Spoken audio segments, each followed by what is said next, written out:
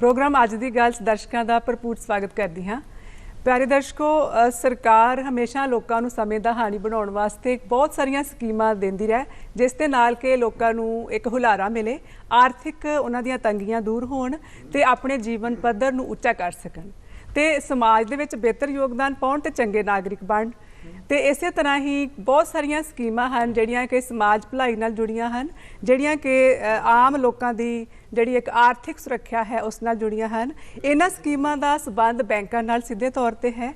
तो अज असीं इस प्रोग्राम दे विच चर्चा करनी है कि जिहड़े साडियां केंद्रीय भलाई स्कीमां हैं उन्हां नूं लागू करन विच बैंकां दा की रोल है।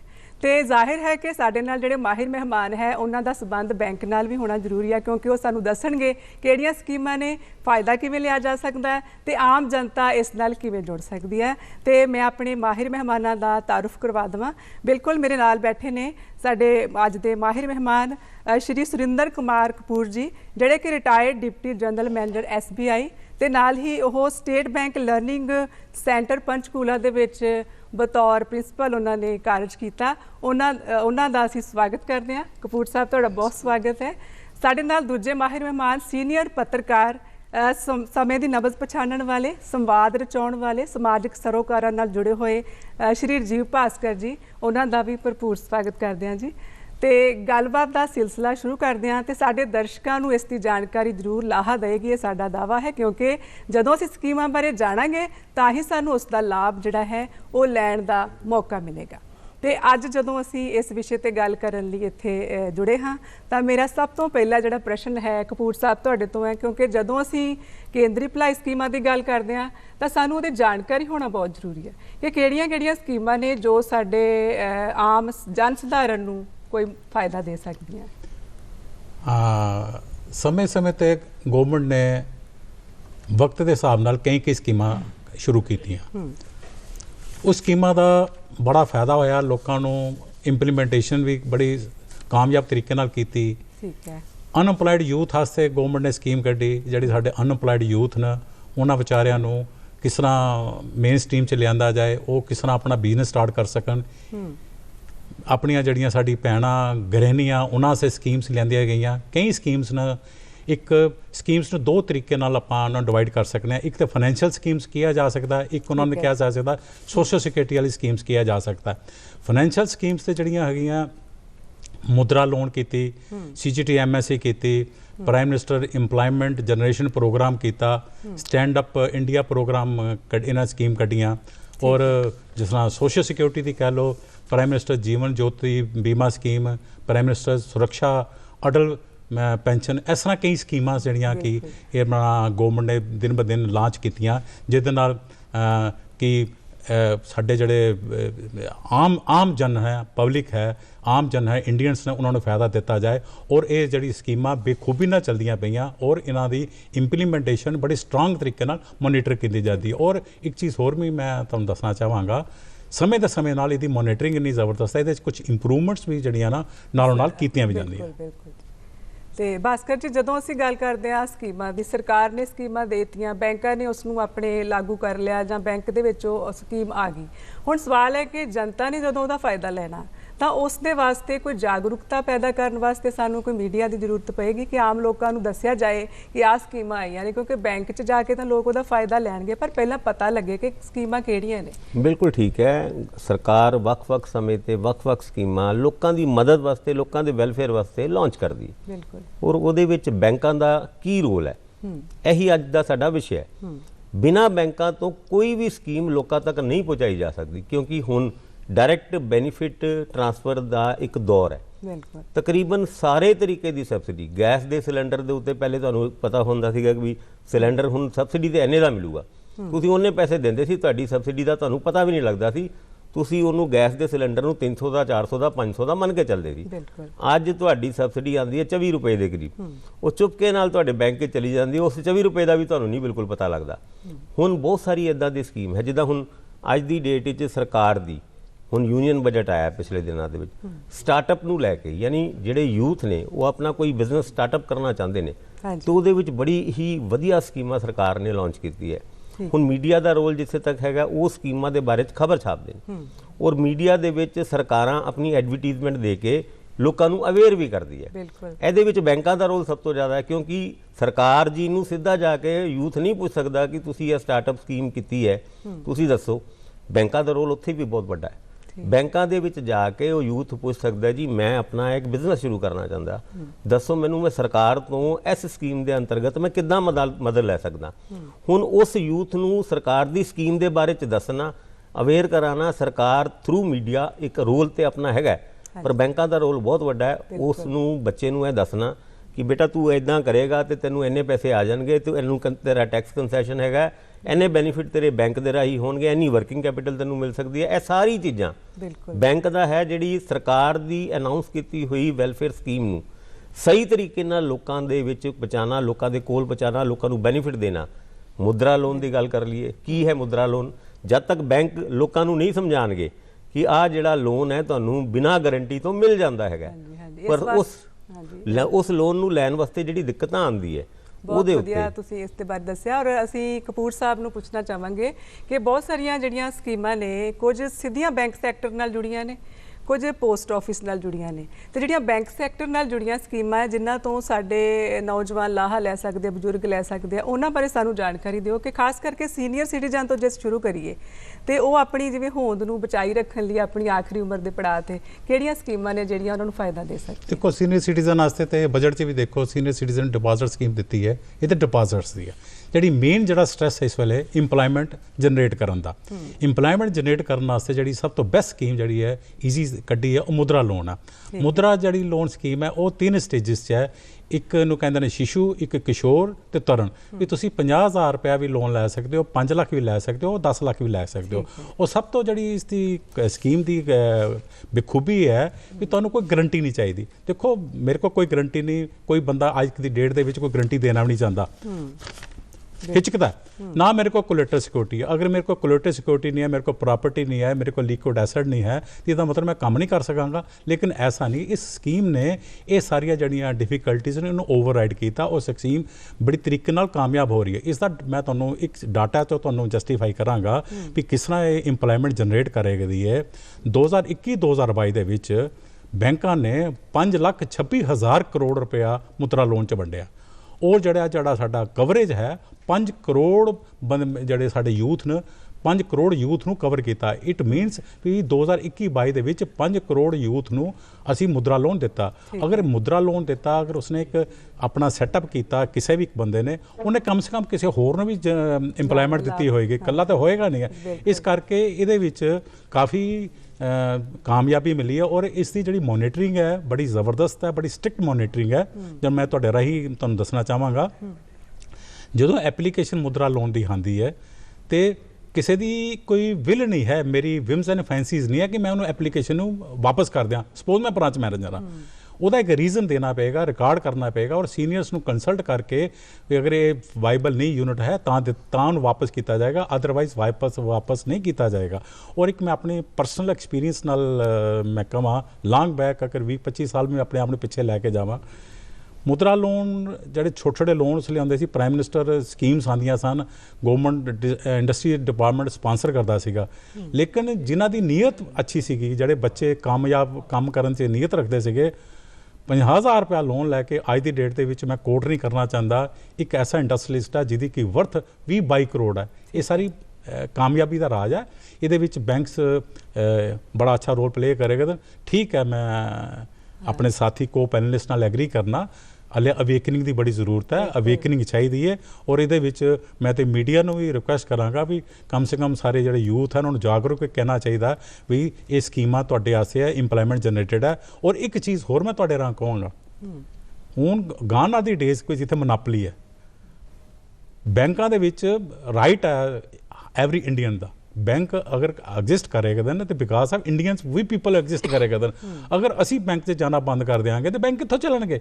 इस करके कि अगर किसी ब्रांच मैनेजर ने तुहानूं ना कर दी तो वह एक सिस्टम है, तुसीं उहदा रीजनल मैनेजर नूं कहो, रीजनल मैनेजर नहीं सुनता जनरल मैनेजर नूं कहो, जनरल मैनेजर नहीं सुनता उहदे CGM नूं कहो। ईवन सेंट्रल गवर्नमेंट ने एक पोर्टल इशू बनाया, उस पोर्टल से तुसीं अपनी कंप्लेंट पाओ।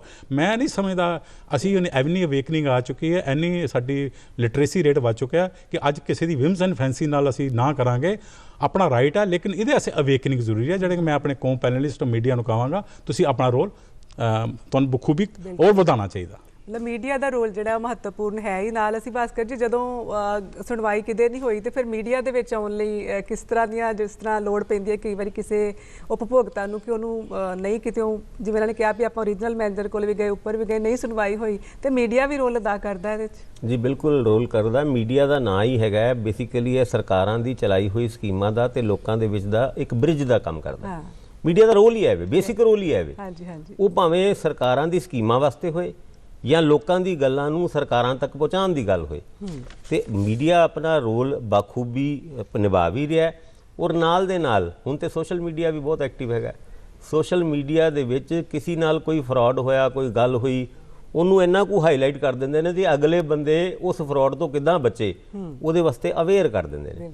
ਹੁਣ ਅੱਜ ਦੀ ਦੌੜ ਦੇ ਵਿੱਚ ਬੈਂਕਾਂ ਆਪਣਾ ਕੰਮ ਵਧੀਆ ਤਰੀਕੇ ਨਾਲ ਕਰ ਰਹੀਆਂ, ਪਰ ਦਿੱਕਤ ਕਿੱਥੇ ਹੈ?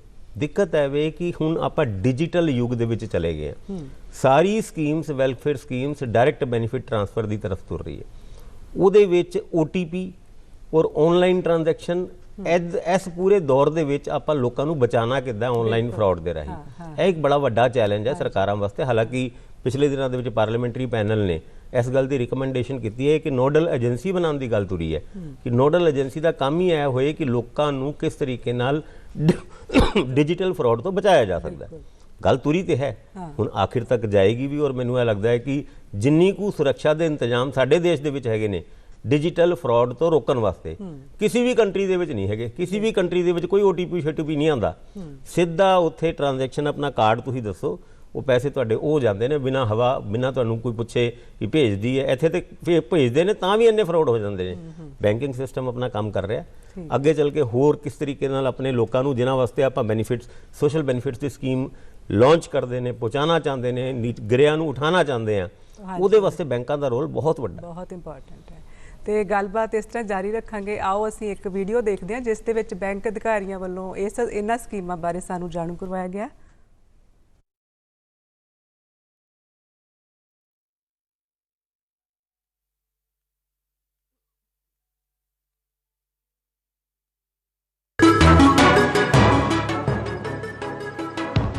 ਅੱਜ ਮੈਂ ਤੁਹਾਡੇ ਨਾਲ ਜੋ ਵੀ ਕੇਂਦਰ ਸਰਕਾਰ ਦੀਆਂ, ਭਾਰਤ ਸਰਕਾਰ ਦੀਆਂ ਜੋ ਵੀ ਬੈਂਕਾਂ ਦੀਆਂ ਸਕੀਮਾਂ ਨੇ ਉਹ ਸ਼ੇਅਰ ਕਰਨ ਲੱਗਾ ਵਾਂ, ਜਿੰਦੇ 'ਚ ਹੈਗੀ ਸਭ ਤੋਂ ਪਹਿਲੇ ਦੀ ਹੈਗੀ ਹੈ ਸਾਡੀ ਮੁਦਰਾ ਯੋਜਨਾ, ਜਿੰਦੇ 'ਚ ਸ਼ਿਸ਼ੂ, ਕਿਸ਼ੋਰ, ਤਰੁਣ, ਉਹਦੇ 3 ਸਕੀਮਾਂ ਹੈਗੀਆਂ ਨੇ, ਜਿੰਦੇ 'ਚ ਬਿਨਾਂ ਸਿਕਿਉਰਿਟੀ ਦੇ ਅਸੀਂ 10 ਲੱਖ ਰੁਪਏ ਤੱਕ ਜੋ ਕੇਂਦਰ ਸਰਕਾਰ ਦੀ ਸਕੀਮ ਹੈਗੀ ਉਹਦੇ 'ਤੇ ਦੇਣੀ ਹੈਗੀ, ਜਿੰਦੇ 'ਚ ਅਸੀਂ ਕੋਈ ਵੀ ਪ੍ਰਾਪਰਟੀ ਲੈਂਦੇ, ਕੋਈ ਵੀ ਸਿਕਿਉਰਿਟੀ ਲੈਂਦੇ। ਇੱਕ ਹੋਰ ਸਕੀਮ ਹੈਗੀ ਹੈ ਜਿਹੜੀ ਪ੍ਰਧਾਨ ਮੰਤਰੀ ਸਵਨਿਧੀ ਯੋਜਨਾ, ਜਿਹੜੀ ਕਿ ਰੇਹੜੀ ਪੱਟੀਆਂ ਵਾਲੇ ਵਾਸਤੇ ਹੈਗੀ ਹੈ, ਜਿੰਦੇ 'ਚ ਅਸੀਂ ਉਹਦੇ 'ਚ 50,000 ਤੱਕ ਲੋਨ ਰੇਹੜੀ ਪੱਟੀਆਂ ਵਾਲੇ ਨੂੰ ਦੇਣੇ ਹੈਗੇ, ਜਿਹਦੇ ਪਹਿਲੇ ਸਾਲ 10,000, ਦੂਜੇ ਸਾਲ 20,000 ਤੇ ਤੀਜੇ ਸਾਲ 50,000 ਲੋਨ ਦੇਣੇ ਆ। ਤੀਜੀ ਹੋਰ ਸਕੀਮ ਹੈਗੀ ਜਿਹੜੇ ਕਿ ਸਾਡੇ MSME ਜਿਹੜੇ ਹੈਗੇ ਨੇ, ਜਿਹੜੀ ਫੈਕਟਰੀਆਂ ਲੱਗਣੀਆਂ ਨੇ ਜਿਹੜੀਆਂ MSME ਦੀਆਂ, ਉਹਦੇ ਵਾਸਤੇ ਹੈਗੇ ਜਿਹਦੇ 2 ਕਰੋੜ ਤੱਕ CGTMH ਦੀ ਸਕੀਮ ਹੈਗੀ, ਜਿਹਦੇ 'ਚ ਕੋਈ ਵੀ ਅਸੀਂ ਗਰੰਟੀ ਲੈਂਦੇ ਔਰ ਕੋਈ ਵੀ ਕੋਲੇਟਰਲ ਲੈਂਦੇ, ਸਾਰੇ ਕੇਂਦਰ ਸਰਕਾਰ ਸਕੀਮ ਹੈਗੀ। ਤੀਜੀ ਹੋਰ ਹੈਗੀ ਜਿਹੜੀ ਅੱਜ ਕੱਲ੍ਹ ਕੀ KCC ਕਿਸਾਨਾਂ ਵਾਸਤੇ ਹੈਗੀ ਸਕੀਮ, ਕਿਸਾਨਾਂ ਵਾਸਤੇ 3 ਲੱਖ ਰੁਪਏ ਤੱਕ ਸਿਰਫ 4% ਵਿਆਜ ਤੇ ਹੁੰਦਾ ਹੈ, ਸਬਸਿਡੀ ਪਾ ਕੇ 4%, ਜਿਹੜਾ ਕਿ ਸਭ ਤੋਂ ਘੱਟ ਵਿਆਜ ਹੈਗਾ। ਮੇਰੇ ਕੋਈ ਵੀ ਲੋਨ ਇਹੋ ਜਿਹਾ ਨਹੀਂ ਹੈਗਾ ਜਿਹੜਾ 3 ਲੱਖ ਰੁਪਏ 4% ਵਿਆਜ ਤੇ ਦਿੱਤਾ ਜਾਵੇ। ਔਰ ਬਾਕੀ ਹੋਰ ਜਿਹੜੀਆਂ ਗਵਰਨਮੈਂਟ ਦੀ ਸੁਰੱਖਿਆ ਸਕੀਮਾਂ ਨੇ, ਜਿਵੇਂ APY ਹੋ ਗਿਆ, ਪ੍ਰਧਾਨ ਮੰਤਰੀ ਸੁਰੱਖਿਆ ਬੀਮਾ ਯੋਜਨਾ ਹੋ ਗਿਆ, ਪ੍ਰਧਾਨ ਮੰਤਰੀ JJBY ਹੋ ਗਿਆ, ਜੀਵਨ ਜੋਤੀ ਬੀਮਾ ਯੋਜਨਾ ਅਸੀਂ ਕਹਿੰਦੇ ਹੈਗੇ। ਇਹ ਜਿਹੜੇ ਇੰਸ਼ੋਰੈਂਸ ਪ੍ਰੋਡਕਟ ਹੈਗੇ ਨੇ ਪੂਰੇ ਵਰਲਡ ਦੇ ਵਿੱਚ ਸਭ ਤੋਂ ਸਸਤੇ ਪ੍ਰੀਮੀਅਮ ਤੇ ਇਹ ਹੈਗੇ ਨੇ। ਇਸ ਤੋਂ ਸਸਤੀ ਪੂਰੇ ਵਰਲਡ ਦੇ ਵਿੱਚ ਕੋਈ ਵੀ ਨਹੀਂ ਹੈਗਾ, ਤੇ ਕੇਂਦਰ ਸਰਕਾਰ ਦੀਆਂ ਸਕੀਮਾਂ ਹੈਗੀਆਂ ਨੇ। ਮੈਂ ਸਾਰੇ ਲੋਕਾਂ ਨੂੰ ਜਿੰਨੇ ਸਾਡੇ ਦੇਸ਼ ਦੇ ਹੈਗੇ ਨੇ ਉਹਨਾਂ ਨੂੰ ਕਹਾਂਗਾ ਕਿ ਕੇਂਦਰ ਸਰਕਾਰ ਦੀਆਂ ਸਕੀਮਾਂ ਦਾ ਫਾਇਦਾ ਚੁੱਕਣ। ਮੈਨੂੰ ਪ੍ਰਧਾਨ ਮੰਤਰੀ ਮੁਦਰਾ ਯੋਜਨਾ ਦਾ ਸਕੀਮ ਦਾ ਪਤਾ ਲੱਗਾ ਫੇਸਬੁੱਕ ਰਾਹੀਂ, ਜਿਸ ਦੇ ਵਿੱਚ ਬਿਜ਼ਨਸ ਲੋਨ ਦਿੱਤਾ ਜਾਂਦਾ ਸੀ। ਮੇਰਾ ਲੱਕੜ ਦਾ ਕੰਮ ਹੈ ਫਰੀਦਕੋਟ ਵਿੱਚ, ਮੈਂ ਉਸ ਦਾ ਲੋਨ ਅਪਲਾਈ ਕੀਤਾ ਮਾਲ ਬ੍ਰਾਂਚ ਫਰੀਦਕੋਟ ਰਾਹੀਂ। ਮੈਂ ਮੈਨੇਜਰ ਸਾਹਿਬ ਨੂੰ ਮਿਲਿਆ ਤੇ ਉਹਨਾਂ ਨੇ ਮੈਨੂੰ ਉਸ ਦੇ ਕਾਗਜ਼ ਤਿਆਰ ਕਰਨ ਲਈ ਕਿਹਾ, ਜੋ ਬੜੇ ਹੀ ਵਧੀਆ ਤਰੀਕੇ ਨਾਲ ਮੇਰੇ 1 ਹਫ਼ਤੇ 'ਚ ਕਾਗਜ਼ ਤਿਆਰ ਹੋ ਗਏ। ਉਸ ਤੋਂ ਬਾਅਦ ਮੈਂ ਮੈਨੇਜਰ ਸਾਹਿਬ ਨੂੰ ਫਿਰ ਸਾਰੀ ਫਾਈਲ ਲਾ ਕੇ ਦਿੱਤੀ ਤੇ ਉਹਨਾਂ ਨੇ 3 ਦਿਨਾਂ ਦੇ ਅੰਦਰ ਅੰਦਰ ਮੈਨੂੰ ਪੇਮੈਂਟ ਦੇ ਦਿੱਤੀ। ਮੈਂ ਜਨ ਸਮਰਥਨ ਪੋਰਟਲ ਅਤੇ ਪੰਜਾਬ ਐਂਡ ਸਿੰਧ ਬੈਂਕ ਰਾਹੀਂ 5 ਲੱਖ ਦਾ ਲੋਨ ਪ੍ਰਾਪਤ ਕਰ ਚੁੱਕਾ ਹਾਂ। ਮੈਂ ਇਸ ਇਸ ਤੇ ਬਹੁਤ ਧੰਨਵਾਦ ਹਾਂ ਪੰਜਾਬ ਐਂਡ ਸਿੰਧ ਬੈਂਕ ਤੇ ਪ੍ਰਧਾਨ ਮੰਤਰੀ ਮੁੰਦਰਾ ਯੋਜਨਾ ਰਾਹੀਂ ਜਨ ਸਮਰਥ ਰਿਪੋਰਟ ਰਾਹੀਂ ਮੈਨੂੰ 5 ਲੱਖ ਰੁਪਇਆ ਮਿਲ ਚੁੱਕਾ ਹੈ, ਜਿਸ ਨਾਲ ਮੇਰੇ ਬਿਜ਼ਨਸ ਵਿੱਚ ਬਹੁਤ ਵਾਧਾ ਹੋਇਆ ਹੈ। ਮੈਂ ਫਰੂਟ ਦੀ ਰੇਹੜੀ ਲਾਉਂਦਾ ਸੀ ਜੀ, ਅਤੇ ਉਸ ਤੋਂ ਬਾਅਦ ਫਿਰ ਕਰੋਨਾ ਦਾ ਟਾਈਮ ਆ ਗਿਆ, ਜਿਸ ਨਾਲ ਜੀ ਕੰਮ ਚੱਲ ਨਹੀਂ ਰਿਹਾ ਸੀਗਾ, ਅਤੇ ਮੈਂ ਘਰ ਦੇ ਵੀ ਬਹੁਤ ਜ਼ਿਆਦਾ ਦਿੱਕਤ ਆ ਗਈ ਸੀ ਘਰੇ ਵੀ ਜੀ। ਅਤੇ ਉਸ ਤੋਂ ਬਾਅਦ ਮੈਂ ਫਿਰ ਆਪਣਾ ਮੇਰਾ ਕੰਮ ਬੰਦ ਹੋ ਗਿਆ ਸੀਗਾ ਜੀ। ਫਿਰ ਇਸ ਨਾਲ ਕਾਫੀ ਦਿੱਕਤ ਆਉਣੀ ਸ਼ੁਰੂ ਹੋ ਗਈ, ਅਤੇ ਫਿਰ ਮੈਂ ਕਿਸੇ ਆਪਣੇ ਯਾਰ ਦੋਸਤ ਨਾਲ ਕੰਮ ਕਰਨ ਦੀ ਵੀ ਕੋਸ਼ਿਸ਼ ਕੀਤੀ, ਉਸ ਨਾਲ ਵੀ ਕਾਫੀ ਟਾਈਮ ਕੰਮ ਕੀਤਾ ਅਤੇ ਕੁਛ ਆਮਦਨ ਹੋ ਨਹੀਂ ਰਹੀ ਸੀ। ਅਤੇ ਫਿਰ ਉਸ ਤੋਂ ਬਾਅਦ ਮੈਨੂੰ ਕਿਸੇ ਨੇ ਸਟਰੀਟ ਵੈਂਡਰ ਦੀ ਸਕੀਮ ਦਿੱਤੀ ਜੀ। ਫਿਰ ਮੈਂ ਪੰਜਾਬ ਐਂਡ ਸਿੰਧ ਬੈਂਕ ਗਿਆ, ਠੰਡੀ ਸੜਕ 'ਤੇ ਜੀ, ਫਰੀਦਕੋਟ 'ਚ, ਅਤੇ ਉਸ ਤੋਂ ਬਾਅਦ ਹੀ ਬੈਂਕ ਵਾਲਿਆਂ ਨੇ ਮੈਨੂੰ ਦੱਸਿਆ ਕਿ ਤੈਨੂੰ 10,000 ਤੱਕ ਦਾ ਲੋਨ ਦੇ ਸਕਦੇ ਹਾਂ। ਅਤੇ ਫਿਰ ਮੈਂ ਆਪਣੇ ਕਾਗਜ਼ ਪੱਤਰ ਪੂਰੇ ਕਰਕੇ 10,000 ਰੁਪਏ ਦਾ ਲੋਨ ਲੈ ਲਿਆ, ਜਿਸ ਨਾਲ ਕਿ ਮੈਂ ਆਪਣਾ ਕੰਮ ਦੁਬਾਰਾ ਸ਼ੁਰੂ ਕਰ ਲਿਆ ਫਿਰ ਥੋੜ੍ਹੀ ਆਮਦਨ ਹੋਣ ਲੱਗ ਗਈ, ਜਿਸ ਨਾਲ ਕਿ ਘਰ ਦਾ ਗੁਜ਼ਾਰਾ ਵੀ ਵਧੀਆ ਚੱਲਣ ਲੱਗ ਗਿਆ। ਉਹ ਫਿਰ ਮੈਂ 10,000 ਰੁਪਇਆ ਆਸਾਨ ਕਿਸ਼ਤਾਂ 'ਤੇ ਜੀ ਵਾਪਸ ਕਰ ਦਿੱਤਾ। ਉਸ ਤੋਂ ਬਾਅਦ ਮੈਂ ਦੁਬਾਰਾ ਬੈਂਕ ਗਿਆ ਜੀ, ਉਹਨਾਂ ਨੇ ਮੈਨੂੰ 20,000 ਰੁਪਏ ਦਾ ਲੋਨ ਦਿੱਤਾ, ਜਿਸ ਨਾਲ ਕਿ ਮੈਂ ਹੁਣ ਆਪਣਾ ਕੰਮ ਵਧੀਆ ਚਲਾ ਰਿਹਾ। ਮੈਂ ਇੱਕ ਹੈਲਪਰ ਵੀ ਰੱਖਿਆ ਜੀ ਆਪ ਦੇ ਨਾਲ, ਜਿਸ ਨਾਲ ਕਿ ਮੇਰਾ ਵੀ ਗੁਜ਼ਾਰਾ ਵਧੀਆ ਚੱਲੀ ਜਾ ਰਿਹਾ, ਅਤੇ ਜਿਹੜਾ ਮੇਰਾ ਹੈਲਪਰ ਰੱਖਿਆ ਉਸ ਦਾ ਵੀ ਗੁਜ਼ਾਰਾ ਵਧੀਆ ਚੱਲ ਰਿਹਾ ਜੀ। ਅਤੇ ਉਹਨਾਂ ਨੇ ਮੈਨੂੰ ਇੱਕ ਗੱਲ ਇਹ ਵੀ ਕਹੀ ਕਿ ਜਦੋਂ ਤੂੰ ਇਹ 20,000 ਰੁਪਏ ਦਾ ਲੋਨ ਆਸਾਨ ਕਿਸ਼ਤਾਂ ਨਾਲ ਪੂਰਾ ਕਰ ਦੇਵੇਂਗਾ ਅਤੇ ਤੈਨੂੰ ਦੁੱਗਣਾ ਲੋਨ ਦੇ ਦਾਂਗੇ, 40,000 ਰੁਪਏ ਤੱਕ ਦਾ ਲੋਨ ਦੇ ਦਾਂਗੇ। ਅਤੇ ਇਸ ਲਈ ਮੈਂ ਮੋਦੀ ਸਾਹਿਬ ਦਾ ਅਤੇ ਬੈਂਕ ਵਾਲਿਆਂ ਦਾ ਬਹੁਤ ਬਹੁਤ ਧੰਨਵਾਦ ਕਰਦਾ ਜੀ।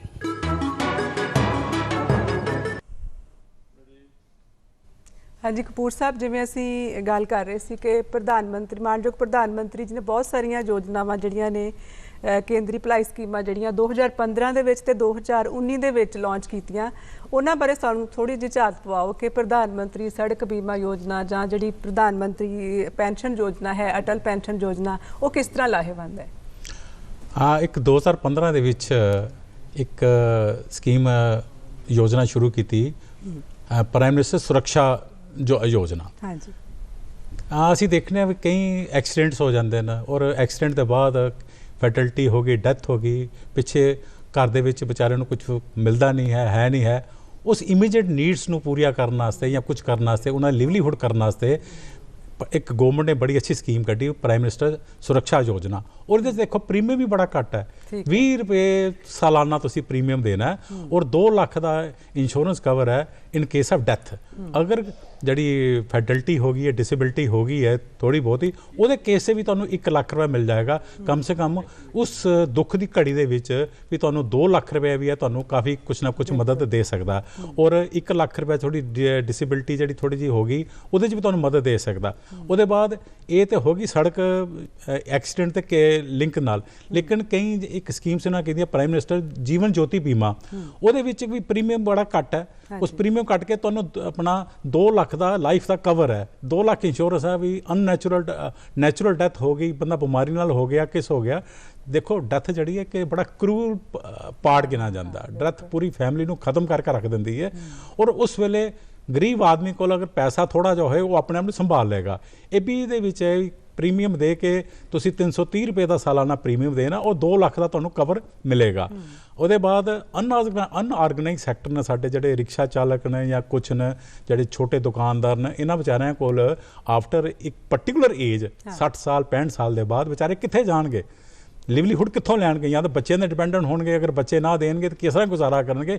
ਇਹਨਾਂ ਵਾਸਤੇ ਕਿ ਬੜੀ ਇੱਕ ਹਾਨਰ ਵਾਲੀ, ਇਮਾਨਦਾਰ ਵਾਲੀ ਇਹਨਾਂ ਕਿ ਪੈਨਸ਼ਨ ਯੋਜਨਾ ਸ਼ੁਰੂ ਕੀਤੀ, ਅਟਲ ਪੈਨਸ਼ਨ ਯੋਜਨਾ, ਜਿਹੜੀ ਕਿ ਤੁਹਾਨੂੰ ਮੰਥਲੀ ਪੈਨਸ਼ਨ 1,000 ਤੋਂ ਲੈ ਕੇ 5,000 ਤੱਕ ਮਿਲੇਗੀ। ਉਹਦੇ ਵਿੱਚ ਕੀ ਹੈ, ਗਵਰਨਮੈਂਟ ਵੀ ਬੜੀ ਕੰਟਰੀਬਿਊਟ ਕਰਦੀ ਹੈ, ਔਰ ਜਿਹੜਾ ਦਾ ਪ੍ਰੀਮੀਅਮ ਹੈ ਬੜਾ ਨਾਮੀਨਲ ਜਿਹਾ ਪ੍ਰੀਮੀਅਮ ਹੈ, 42 ਰੁਪਏ ਤੋਂ ਸ਼ੁਰੂ ਹੋ ਕੇ 1400 ਕੁਛ ਰੁਪਏ ਤੱਕ ਜਾਂਦਾ ਹੈ। ਆਮ ਬੰਦੇ ਦੀ ਪਹੁੰਚ ਹੈ, ਔਰ ਗਵਰਨਮੈਂਟ ਵੀ ਕੰਟਰੀਬਿਊਟ ਕਰਦੀ ਹੈ। ਦੇਖੋ ਇਸ ਵੇਲੇ ਤੇ ਅੱਜ ਦੀ ਡੇਟ 'ਚ ਜਿਹੜਾ ਇਨਫਲੇਸ਼ਨ ਰੇਟ ਹੈ, ਪ੍ਰਾਈਸ ਇੰਡੈਕਸ ਦੀ ਰੇਟ ਹੈ 5,000 ਰੁਪਇਆ। ਕੱਲ੍ਹ ਨੂੰ ਜਿਉਂ ਪ੍ਰਾਈਸ ਇੰਡੈਕਸ ਵਧੇਗਾ, ਇਨਫਲੇਸ਼ਨ ਵਧੇਗੀ, ਇਹਦੀ ਕੀਮਤ ਵੀ ਵੱਧਦੀ ਜਾਏਗੀ। ਇਹ ਆਉਣ ਵਾਲੇ ਦਿਨਾਂ ਦੇ ਵਿੱਚ ਮੈਨੂੰ ਪੂਰੀ ਉਮੀਦ ਹੈ ਇਹਦੇ ਵਿੱਚ ਹੋਰ ਵੀ ਮੋਡੀਫਿਕੇਸ਼ਨਸ ਹੋਣਗੀਆਂ ਔਰ ਪੈਨਸ਼ਨ ਹੋਰ ਵੀ ਵਧੇਗੀ। ਭਾਸਕਰ ਜੀ, ਜਿਵੇਂ ਅਸੀਂ ਲੋਕਾਂ ਦਾ ਮਾਈਂਡ ਸੈਟ ਜਿਹੜਾ ਹੈ ਉਹ ਬਦਲਣਾ ਜਾਂ ਉਹਨਾਂ ਨੂੰ ਇਸ ਗੱਲ ਲਈ ਪ੍ਰਪੇਅਰ ਕਰਨਾ ਕਿ ਜੋ ਸਰਕਾਰ ਨੇ ਤੁਹਾਡੇ ਲਈ ਭਲਾਈ ਸਕੀਮਾਂ ਦਿੱਤੀਆਂ ਉਹਦਾ ਤੁਸੀਂ ਲਾਭ ਲਓ, ਉਹਦੇ ਲਾਭ ਪਾਤਰ ਬਣੋ।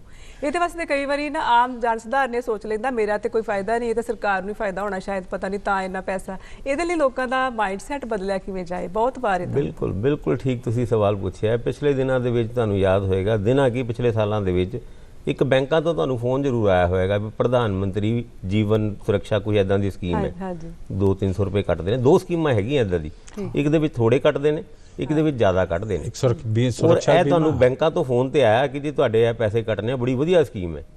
ਪਰ ਉਸ ਸਕੀਮ ਦੇ ਬਾਰੇ 'ਚ ਮੰਨੋ ਤੁਸੀਂ, ਹੁਣ ਤੁਹਾਡੇ ਬੈਂਕ ਵਿੱਚੋਂ ਪੈਸੇ ਕੱਟ ਜਾਂਦੇ ਨੇ, ਉਸ ਸਕੀਮ ਦਾ ਕਿੰਨੇ ਲੋਕਾਂ ਨੂੰ ਬੈਨੀਫਿਟ ਹੋਇਆ ਇਹ ਹਜੇ ਤੱਕ ਗੱਲ ਨਹੀਂ ਨਿਕਲ ਗਿਆ। ਵੀ ਕਈਆਂ ਨੂੰ ਮਿਲਿਆ ਵੀ ਹੋਏਗਾ ਉਹਦਾ ਬੈਨੀਫਿਟ, ਕਈ ਨਹੀਂ ਰਹੇ ਹੋਣਗੇ, ਉਹਨਾਂ ਨੂੰ ਕਿੰਨੇ ਲੱਖ ਦਾ ਬੀਮਾ ਆਪਾਂ ਕਰਾ ਰਹੇ ਹਾਂ।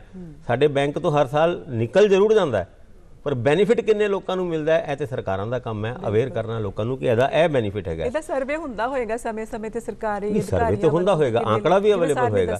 ਹੁਣ ਤੁਸੀਂ ਅਗਰ ਕਿਸੇ ਦੀ ਡੈਥ ਹੋ ਜਾਂਦੀ ਹੈ ਐਕਸੀਡੈਂਟ ਦੇ ਵਿੱਚ, ਕਈ ਤਰੀਕੇ ਦੇ ਬੈਨੀਫਿਟਸ ਹੈਗੇ ਆ, ਬੀਮੇ ਹੈਗੇ ਆ ਜਿਹੜੇ ਉਸ ਵਿਅਕਤੀ ਨੂੰ ਫਾਇਦਾ ਪਹੁੰਚਾ ਸਕਦੇ ਨੇ, ਕਿਉਂਕਿ ਅਨਅਵੇਅਰ ਹੋਣ ਕਰਕੇ ਤੁਹਾਡਾ ਡੈਬਿਟ ਕਾਰਡ ਹੈ, ਕ੍ਰੈਡਿਟ ਕਾਰਡ ਹੈ, ਹੋਰ ਕੋਈ ਇਸ ਤਰ੍ਹਾਂ ਦਾ ਕਾਰਡ ਹੈ, ਉਹਨਾਂ ਸਾਰੇ ਕਾਰਡਾਂ ਦੇ ਵਿੱਚ ਤੁਹਾਡੀ ਐਕਸੀਡੈਂਟ ਇੰਸ਼ੋਰੈਂਸ ਕਵਰਡ ਹੁੰਦੀ ਹੈ ਔਰ ਉਹਦੇ ਵਿੱਚ ਤੁਸੀਂ 5 ਤੋਂ 7 ਲੱਖ ਦਾ ਬੈਨੀਫਿਟ ਲੈ ਸਕਦੇ ਹੋ ਉਹਨਾਂ ਚੈਨਲਾਂ ਤੋਂ, ਉਹਨਾਂ ਕਾਰਡਾਂ ਤੋਂ ਜਿਨ੍ਹਾਂ ਦੇ ਵਿੱਚ ਬੀਮਾ ਤੇ ਹੈ, ਪਰ ਕਿੰਨੇ ਲੋਕਾਂ ਨੇ ਲਿੱਤਾ ਹੈ ਬੈਨੀਫਿਟ? ਅਵੇਅਰ ਹੀ ਨਹੀਂ ਹੈਗੇ ਲੋਕੀ। ਤੇ ਸਰਕਾਰਾਂ ਨੂੰ ਸਕੀਮਾਂ ਲੋਕਾਂ ਤੱਕ ਪਹੁੰਚਾਉਣਾ, ਲੋਕਾਂ ਦਾ ਉਹਨਾਂ ਸਕੀਮਾਂ ਦਾ ਬੈਨੀਫਿਟ ਲੈਣਾ, ਤਾਂ ਹੀ ਸਰਕਾਰਾਂ ਦੇ ਵੀ ਟੀਚੇ ਪੂਰੇ ਹੁੰਦੇ ਨੇ, ਲੋਕਾਂ ਦਾ ਵੀ ਸਰਕਾਰਾਂ ਦੇ ਉੱਤੇ ਵਿਸ਼ਵਾਸ ਉੱਠਦਾ ਹੈ, ਵਿਸ਼ਵਾਸ ਬਣਦਾ ਹੈ। ਹਾਂਜੀ ਕਪੂਰ ਸਾਹਿਬ, ਤੁਸੀਂ ਇਹ ਜ਼ਰੂਰ ਜਾਣਕਾਰੀ ਦਿਓ ਸਾਡੇ ਦਰਸ਼ਕਾਂ ਨੂੰ ਕਿ ਕਿਸੇ ਵੀ ਯੋਜਨਾ ਦਾ ਮੰਨ ਲਓ ਕਿਸੇ ਆਦਮੀ ਨੇ ਫਾਇਦਾ ਲੈਣਾ ਤੇ ਕਿਹੜੀਆਂ ਰਿਕੁਆਇਰਮੈਂਟ ਨੇ ਉਹਦੇ ਵਾਸਤੇ, ਉਹ ਬੈਂਕ ਵਿੱਚ ਕਿਹੜੇ ਆਪਣੇ ਦਸਤਾਵੇਜ਼ ਲੈ ਕੇ ਜਾਵੇ ਜਦੋਂ ਉਸ ਨੂੰ ਕੋਈ ਲੋੜ ਹੈ? ਦੇਖੋ ਮੈਡਮ, ਕੋਈ ਖਾਸ ਪੇਪਰ ਵਰਕ ਦੀ ਕੋਈ ਜ਼ਰੂਰਤ ਨਹੀਂ ਹੈ। ਇੱਕ ਤੁਹਾਡਾ ਬਸ KYC ਆਇਡੈਂਟੀਟੀ ਹੈ, ਆਧਾਰ ਕਾਰਡ ਤੁਹਾਡਾ ਚਾਹੀਦਾ, ਤੁਹਾਡਾ ਆਧਾਰ ਕਾਰਡ ਹੈਗਾ, ਤੁਹਾਡਾ ਆਪਣਾ ਖਾਤਾ ਬੈਂਕ 'ਚ ਖੁੱਲ ਗਿਆ, ਦੈਟਸ ਆਲ। ਖਾਤਾ ਖੁੱਲ੍ਹਣ ਦੇ ਬਾਅਦ ਜਿਸ ਤਰ੍ਹਾਂ ਮੇਰੇ ਕੋ ਪੈਨਲਿਸਟ ਨੇ ਕਿਹਾ, ਬੀਮਾ ਸੁਰੱਖਿਆ ਯੋਜਨਾ ਜਿਹੜੀ ਸੜਕ ਸੁਰੱਖਿਆ ਜਿਹੜੀ ਹੈ, ਉਹ ਤੇ ਜਿਸਲੇ ਅਕਾਊਂਟ ਖੋਲ੍ਹਿਆ ਤੁਸੀਂ ਉਸਲੇ ਆਪਣਾ ਹੁਣ ਦੇ ਜਿਹੜੇ ਅਕਾਊਂਟ ਖੋਲ੍ਹਿਆ ਜਾਂਦਾ ਉਸਲੇ ਉਹਨਾਂ ਨੂੰ ਗਾਈਡ ਕੀਤਾ ਜਾਂਦਾ ਵੀ ਇਹ ਸਕੀਮ ਹੈਗੀ ਹੈ, ਤੁਸੀਂ ਹੁਣੇ ਪ੍ਰੀਮੀਅਮ ਪੇ ਕਰ ਦਿਓ, ਪ੍ਰੀਮੀਅਮ ਪੇ ਕਰਕੇ ਤੁਹਾਨੂੰ ਸਾਲ ਦਾ 2 ਲੱਖ ਰੁਪਇਆ in case of accidental death ਮਿਲੇਗਾ। ਇਸ ਕਰਕੇ ਹੋ ਜਾਂਦਾ। ਹੁਣ ਜਿਸ ਤਰ੍ਹਾਂ ਜੀਵਨ ਜੋਤੀ ਹੈਗੀ ਹੈ, ਜੀਵਨ ਜੋਤੀ ਦੇ ਵਿੱਚ ਵੀ ਇਹੀ ਹੈਗਾ, ਅਕਾਊਂਟ ਖੋਲ੍ਹੋ, ਖਾਲੀ ਆਧਾਰ ਕਾਰਡ ਚਾਹੀਦਾ ਹੈ, ਇੱਕ ਆਧਾਰ ਤੁਹਾਡੀ ਇੱਕ ਆਇਡੈਂਟੀਟੀ ਐਸਟੈਬਲਿਸ਼ ਹੋਣੀ ਚਾਹੀਦੀ ਹੈ, ਹੋਰ ਕੁਛ ਨਹੀਂ ਹੈ। ਬਿਲਕੁਲ। ਇਸ ਤਰ੍ਹਾਂ ਕੇਂਦਰੀ ਭਲਾਈ ਸਕੀਮਾਂ ਜਿਹੜੀਆਂ ਚੱਲ ਰਹੀਆਂ ਨੇ ਉਹਦੇ ਵਿੱਚ ਬੈਂਕਾਂ ਦਾ ਯੋਗਦਾਨ ਤਾਂ ਹੈ ਹੀ ਹੈ ਕਿ ਉਹ ਬੇਰੁਜ਼ਗਾਰ ਨੌਜਵਾਨਾਂ ਨੂੰ ਐਜੂਕੇਸ਼ਨ ਲੋਨ ਵਾਸਤੇ ਜਾਂ ਸੈਲਫ ਹੈਲਪ ਗਰੁੱਪ ਜਿਹੜੇ ਆ ਪਿੰਡਾਂ ਦੇ ਵਿੱਚ ਉਹਨਾਂ ਨੂੰ ਉਤਸ਼ਾਹਿਤ ਕਰਨਾ, ਇਹ ਕੁਝ ਅਵੇਅਰਨੈਸ ਦੀਆਂ ਜਾਗਰੂਕਤਾ ਦੀਆਂ ਗੱਲਾਂ ਨੇ। ਵਿਸ਼ਾ ਤਾਂ ਇਸ ਤਰ੍ਹਾਂ ਦਾ ਹੈ ਕਿ ਇਸ 'ਤੇ ਜਿੰਨੀ ਵੀ ਚਰਚਾ ਕੀਤੀ ਜਾਏ ਥੋੜ੍ਹੀ ਹੈ, ਪਰ ਸਮੇਂ ਨੂੰ ਧਿਆਨ 'ਚ ਰੱਖਦੇ ਹੋਏ ਅਸੀਂ ਆਪਣੇ ਦਰਸ਼ਕਾਂ ਤੋਂ ਵਿਦਾ ਲਵਾਂਗੇ। ਤੇ ਮੈਨੂੰ ਉਮੀਦ ਹੈ ਕਿ ਸਾਡੇ ਅੱਜ ਦੇ ਮਾਹਿਰ ਮਹਿਮਾਨ ਜਿਹੜੇ ਕਿ ਰਜੀਵ ਭਾਸਕਰ ਜੀ ਤੇ ਸਾਡੇ ਕਪੂਰ ਸਾਹਿਬ ਸਾਡੇ ਕੋਲ ਆਏ, ਉਹਨਾਂ ਨੇ ਬਹੁਤ ਹੀ ਜਾਣਕਾਰੀ ਭਰਪੂਰ ਸਾਨੂੰ ਗੱਲਾਂ ਕੀ ਦੱਸੀਆਂ ਤੇ ਇਸ ਦਾ ਦਰਸ਼ਕ ਜ਼ਰੂਰ ਲਾਹਾ ਲੈਣਗੇ। ਇਸ ਦੇ ਨਾਲ ਹੀ ਵਿਦਾ ਲੈਂਦੇ ਹਾਂ। ਬਹੁਤ ਬਹੁਤ ਧੰਨਵਾਦ।